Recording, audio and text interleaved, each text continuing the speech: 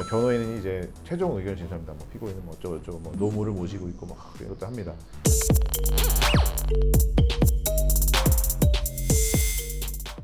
안녕하세요, 허왕입니다. 오늘은 형사소송이 이제 제기가 되면은 기간이 얼마나 걸리는지에 대해서 이제 알려드릴까 합니다.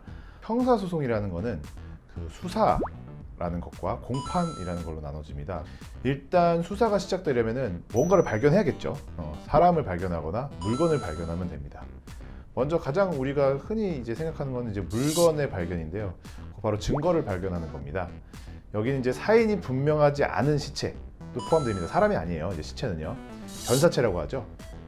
사람의 발견이라고 하는 거는 우리가 듣는 겁니다. 고소나 고발을 해서 사람이 뭔가를 얘기하고 또 신고 같은 것도 하는 경우가 있죠. 그래서 이제 경찰에서 이제 수사가 이제 본격적으로 시작이 돼요. 이제 뭐 이제 기록을 봐요. 그런데 그렇게 되면 한 좀 기록 검토를 해서 뭐 1, 2주 내로는 이제 고소인 조사 또는 참고인 조사를 합니다. 그리고 나서 이제 또 한 3, 4주가 지난 이후에는 이제 좀 확인했는데 좀 불러야겠다 싶으면 이제 피고소인 조사를 진행하게 됩니다. 그 다음에 이제 필요한 경우에는 또 이제 한 1, 2주 내에 뭐 좀 더 지나면 3, 4주 내로 대질 조사라는 걸 하게 됩니다. 둘이 같이 와서 이제 하는 건데요. 그렇게 이제 해가지고 조사가 끝나면 이제 의견서를 작성해서 검찰에 보내는데요. 요거를 송치라고 합니다. 검찰에 송치된다 이렇게 얘기하죠. 이 과정에서 범죄 혐의가 있다고 인정되는 경우에는 지문을 등록을 하게 됩니다. 지문을 찍어요, 경찰서에서. 그러면 이제 지문을 찍게 되면 이제 그때부터는 정식으로 이제 피의자로 전환이 됩니다. 죄가 진짜 의심되는 사람이구나. 이제 검찰에 이제 송치가 되었는데 이제 검사가 봐서 야, 이거 좀 수사가 좀 여기 안 됐다. 이거 좀 더 조사해야 되겠다라고 하면은 경찰한테 다시 지휘를 내립니다. 이 과정이 좀 여러 번 반복될 수가 있어요. 뭐 또 다시 재지휘 내리고 또 하는데 그 와중에 검찰이 이제 구속영장을 이제 올리라고 합니다. 영장 신청을 하라고 이제 그런 경우가 있습니다. 그래서 검찰 송치됐는데 검사가 안 부른다고 막 가만히 있다가 갑자기 팍 뒤통수 맞을 수가 있어요. 구속영장 막 신청됩니다. 그러면 영장 심사가 좀 진짜 갇힐 수가 있어요. 그거 조심하셔야 되고요. 수사가 충분하게 이루어졌다. 그러면 이제 그 불기소 의견을 그대로 이제 유지를 하게 되면은 한 일주일 내로 그냥 바로 불기소 처분이 나와요. 기소 의견이라고 이제 생각이 되는 경우에는 한 1, 2주 내로 이제 또 사건 관계를 또 부르죠. 이제 또 한 3, 4주 있다가 이제 기소를 하게 됩니다. 이제 바로 이제 법원으로 가는 거죠. 공판 절차로.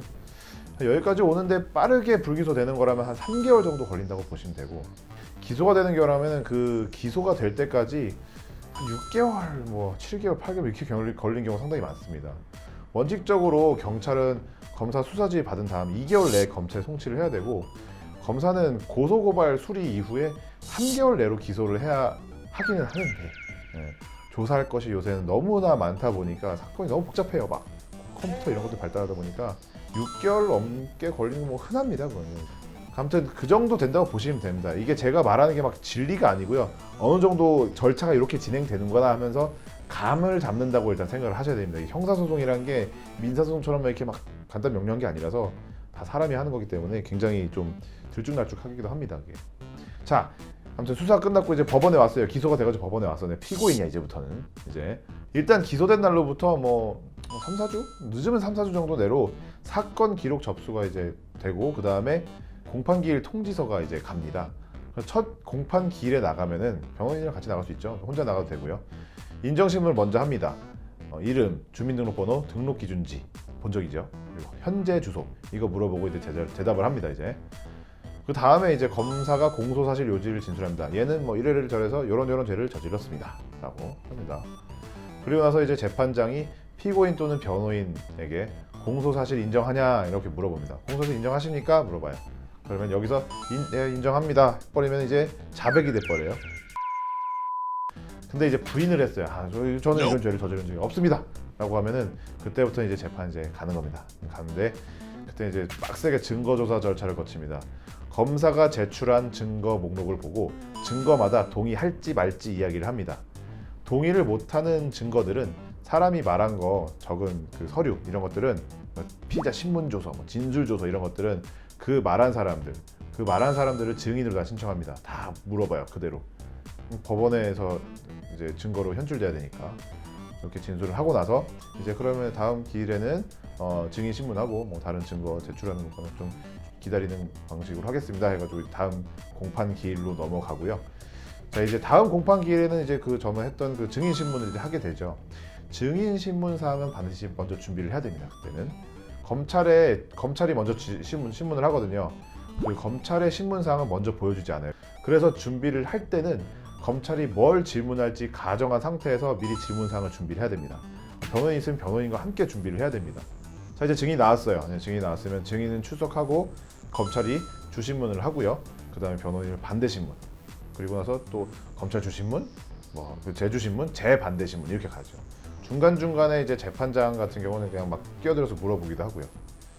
그렇게 해가지고 증인 신문이 이제 끝나고 시간이 없으면 또 이제 다른 증인을 또 신문할 시간이 없으면 그 다음 공판 기일을 잡아서 또 증인 신문을 합니다. 여러 번 가요. 이제 몇 달 가요. 그래서 이제 마지막 증인 신문이 끝날 때는 그날 바로 변론을 종결할 수가 있어요. 바로 판결 선고 기일을 잡을 수가 있습니다. 그렇기 때문에 혹시나 모르니까 최후 진술을 할 거를 반드시 준비를 해야 됩니다. 반드시 준비를 해야 되고요. 그 마지막 기일이 되게 되면요, 검사가 이제 구형을 합니다. 피고인을 징역 1년에 처해주십시오 이렇게 하고요. 변호인은 이제 최종 의견을 진술합니다. 피고인은 어쩌고 노무를 모시고 있고 이것도 합니다. 이렇게 하고서 이제 피고인도 그 다음에 마지막으로 이제 진술을 합니다. 최후 진술을 하죠. 그때 써와가지고 그 반성문 같은 거 이제 좀 제출을 해도 됩니다. 아무튼 이렇게 끝나고 이제 그 판결 선고기를 정하고 판결을 이제 선고를 하게 됩니다. 아무튼 판결을 선고해요. 판결을 선고하는데 선고를 하는데 실형을 선고해요. 예를 들면 징역 2년이 처음이다. 그리고 피고인을 법정 구속을 합니다. 그러면 이제 법정 구속이 됩니다. 법정 구속이 되면은 뒷문으로 들어왔지만 사실은 뒷문 다시 못 나가요. 바로 잡혀서 끌려갑니다. 옆문으로. 끌려가는 건 아니고 같이 나가죠. 교도관과 이제 같이 나갑니다. 법정 분위기 굉장히 싸해집니다. 구속돼가지고 이 사람 깜빡 가는 거거든요. 그야말로 잡혀가는 겁니다. 아무튼 그 선고 기일까지, 그 마지막 변론 기일부터 선고 기일까지 또 한 2, 3주 정도 걸린다고 보시면 되고요. 그리고 항소 기간 되게 중요한데요. 항소 기간은 판결 선고일로부터 7일입니다. 어떤 통지가 온 때로부터가 아니고요. 무조건 그 판결 선고 난 날로부터 7일이에요. 상고 기간도 크게 다르지 않아요. 그래서 일단 내가 이건 좀 억울하다 싶으면은 판결 선고를 받자마자 일단은 무조건 피고인 본인이 직접 항소를 해두고 생각을 하십시오.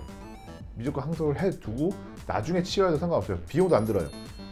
내가 이건 좀 다퉈야겠다 싶으면 무조건 항소를 먼저 해놓으세요. 그래야지 안전합니다. 그리고 항소장에는 항소 이유라고 해가지고 반드시 거기다는 원심 판결이 인정한 사실에는 사실 오인이 있고 본인의 죄명에 대한 법리 오해의 위법이 있으며 원심 판결의 형이 너무 가혹하여 부당합니다. 요 세 가지를 꼭 작성하셔가지고 항소장에 넣어가지고 같이 제출하시기 바랍니다. 아무튼 이해가 되셨는지 모르겠어요. 형사소송이라는 게 참 이렇게 손이 많이 갑니다. 그만큼 우리 변호사 사무실 변호인들이 많은 사실 노력을 기울여야 됩니다. 그래서 좀 비싼 걸 수도 있겠죠. 네. 여러분, 이게 형사소송 절차 대충 이제 이해가 되셨나요? 오늘은 여기까지 하고요. 여러분들이 또 궁금해하실 것들 또 한번 설명을 드려보도록 하겠습니다. 또 다음번에 또 뵙겠습니다. 네, 감사합니다.